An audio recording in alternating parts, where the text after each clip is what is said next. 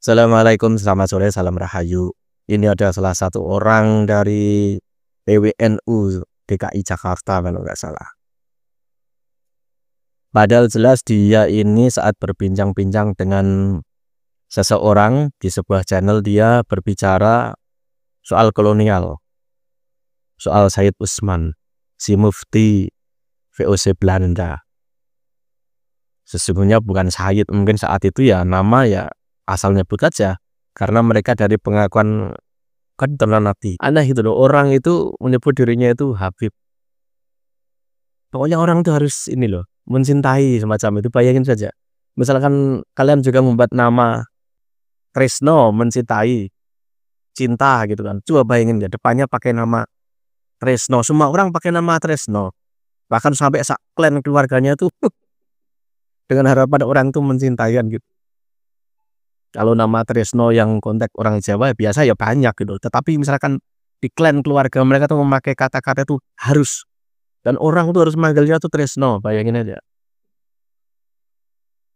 Entah ini masuk dihubungkan dengan Habib atau enggak, tetapi dalam artian makna ini kan cinta kan di situ.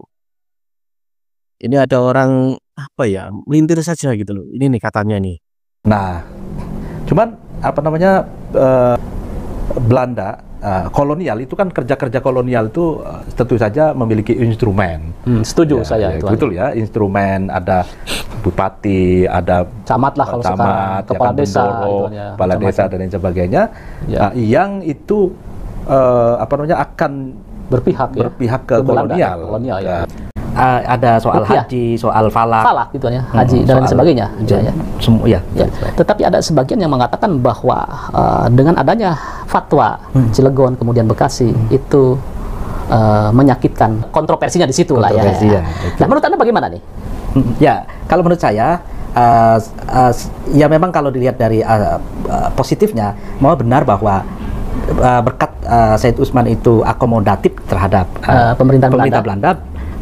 Hikmahnya yang pertama, beliau bisa tenang dalam berkarya. Coba bayangkan Pak Yusuf dalam keadaan kolonialisme, perang lagi, tapi Said Usman mampu melahirkan 60 karya sebanyak ini. Bayangkan, kalau dalam keadaan aman saja, kita itu belum tentu bisa melahirkan satu karya. Ya kan? Apalagi dalam keadaan penjajahan gitu. Betul nggak? Kalau begitu berarti secara sosiologis Said Usman itu mendapatkan jaminan keamanan yang luar biasa dari kolonial Belanda karena beliau menjadi muftinya gitu kan, yang diangkat oleh Belanda. Mendapatkan keamanan luar biasa. Mungkin juga kalau kita bicara realistis juga, orang mau berpikir, mau nulis, kalau apa namanya perutnya keroncongan nggak bisa juga, Pak. Iya. Betul nggak? Betul. Jadi apa namanya secara apa namanya finansial juga harus aman. Betul. Betul nggak? Iya. Nah itu kan kalau mufti resmi digaji oleh pemerintah Belanda, tentu saja secara logistik dan perut ini nggak keroncongan. Ini juga bisa ya. Betul nggak? Bisa berkarya lah. Optimal. Bisa berkarya dengan nyaman, tidak diganggu oleh keamanan, tidak diganggu oleh kebutuhan finansial atau dapur lah ya. Atau dapur. Betul nggak? Ya, betul. Nah, para ulama itu ada beberapa macam gitu ya dalam menyikapi kolonial. Yang pertama, melawan. Gitu. Melawan ya seperti tadi dijelaskan, Diponegoro, terus kemudian ke Kedongdong, Bekasi, Cilegon, macam-macamnya itu. Lalu kemudian varian yang kedua akomodatif seperti Habib Usman. Yang ketiga ini tidak akomodatif dan tidak melawan secara fisik, gitu. Tapi melakukan yang disebut oleh Gus Dur ini cikal bakal civil society, penguatan terhadap masyarakat dan pencerdasan. Nah, penguatan terhadap masyarakat melalui apa? Melalui pengajian, melalui pondok pesantren, majelis taklim, lalu kemudian masjid, musola. Cara kolonial itu kan sifat menjajah.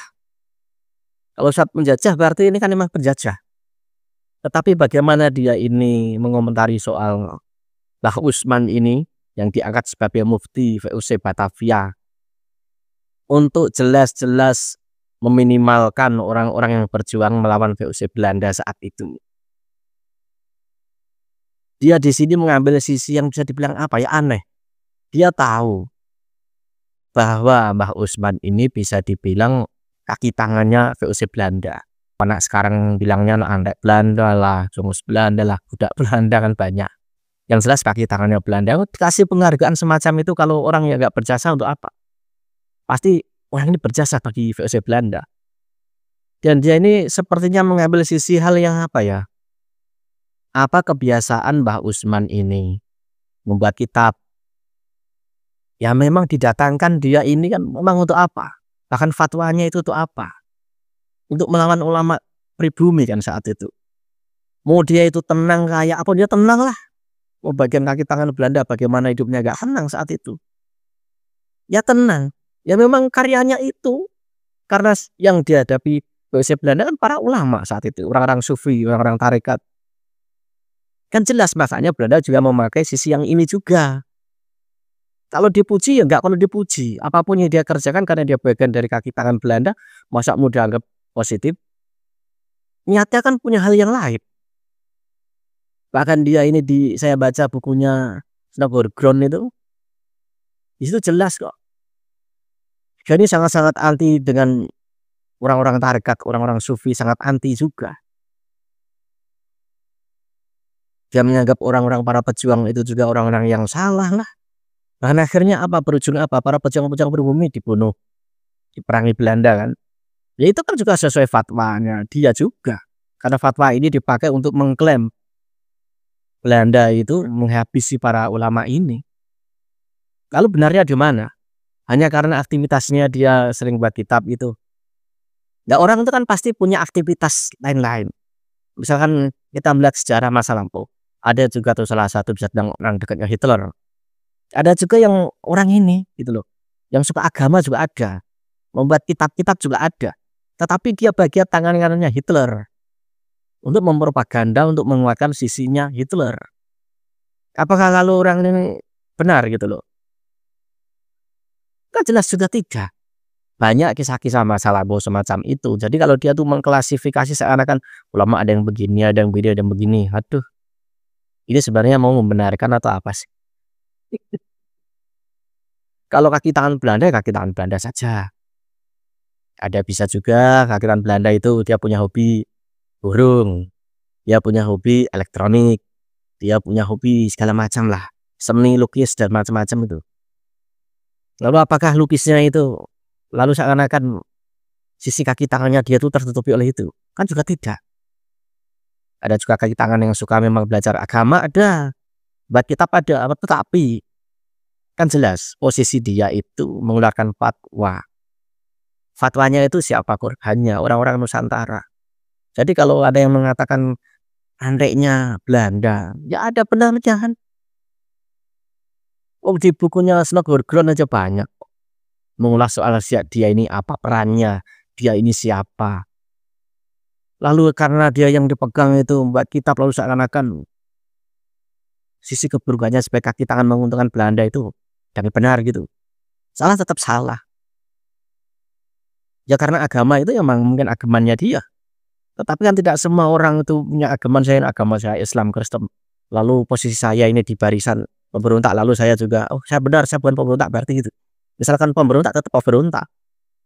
Walaupun apapun identitas dia, apapun profesi dia. Di dalam pinggir besarnya kan semacam itu. Makanya kalau dia ini dapat penghargaan dari Ratu Wilhelmina ya, kan menguntungkan bagi VOC Belanda. Ya kan? Jadi kalau ada kiai berbicara semacam ini ya, mungkin dia terlalu banyak baca, jadi tertutupi segalanya sih. Tetapi kalau kita melihat tinggi besar, tetap saja dia bagian dari kaki tangan Belanda.